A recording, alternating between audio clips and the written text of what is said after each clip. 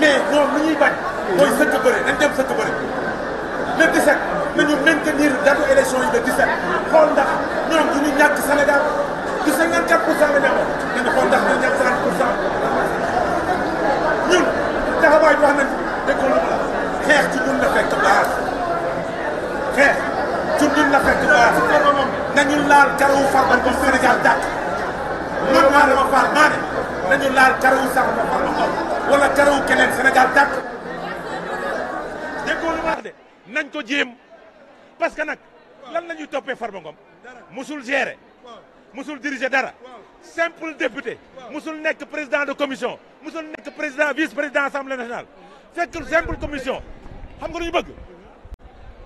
bëgguñu élection am moo bëgg ñu moo tax ñu bëgg jàkkaarloog Farba Ngom nañu ñëw ñu sëgg bëre déggoo li ma la seen 54% yooyu 30% la toll nañ jam élection législative dañuy ñàkk Fouta man maa la wax lii ils vont perdre Fouta ils vont perdre certains départements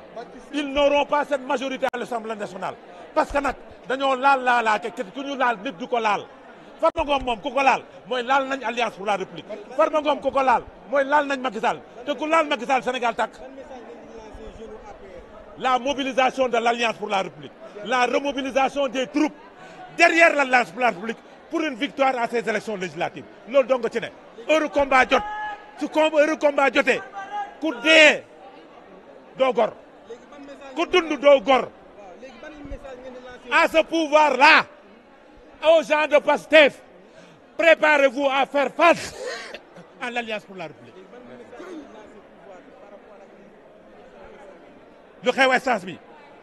nañu teggi seen tànk moo gën ci ñoom suñu bëggee ñàkk pouvoir bi nañu continuer ci liñ ne suñu continuer ci liñ ne duñu àggale pouvoir bi man Adama Fall maa wax loolu jërëjëf